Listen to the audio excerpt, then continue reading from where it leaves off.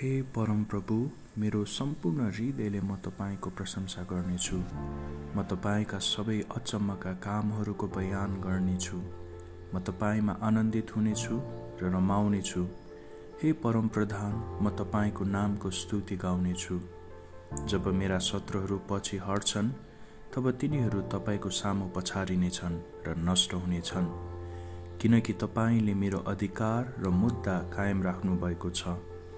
धार्मिकतापूर्वक न्याय गर्दै तपाईं सिंहासनमा बस्नु भएको छ।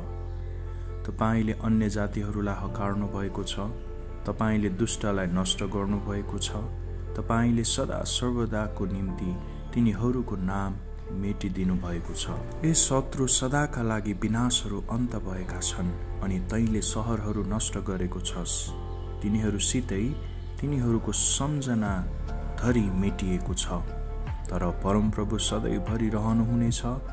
उहाँले न्यायका निम्ति आफ्नो सिंहासन तयार पार्नु भएको छ अनि उहाँले धार्मिकतापूर्वक संसारको न्याय गर्नुहुनेछ। उहाँले जाति जातिको न्याय निष्पक्ष साथ गर्नुहुनेछ। परमप्रभु थिचोमिचोमा परेकाहरूका निम्ति पनि शरणस्थान बन्नुहुनेछ, सङ्कटका बेलामा शरणस्थान।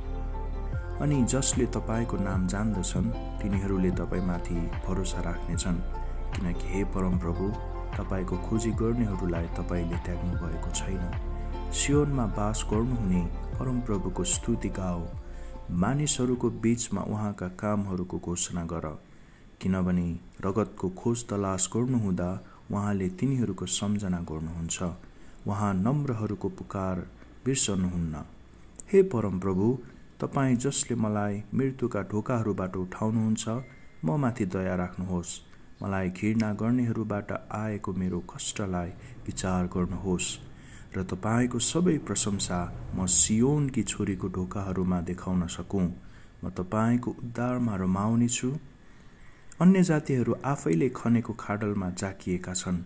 आफैले लुकाइराखेको जालमा आफ्नै खुट्टा अल्झेको छ। परमप्रभु आफूले गर्नुभएको न्यायद्वारा चिनिनु भएको छ।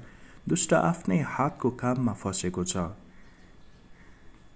दुष्ट अधोलोकमा फर्कनेछन्, परमेश्वरलाई बिर्सने सबै जातिहरू पनि, किनकि दरिद्र सधैँभरि बिर्सने छैन, गरिबहरूको आशा सदाको लागि मेटिने छैन। हे परमप्रभु, उठ्नुहोस्, मानिस विजय हुन नपाओस्। तपाईको सामु अन्य जातिहरूको न्याय गरियोस्।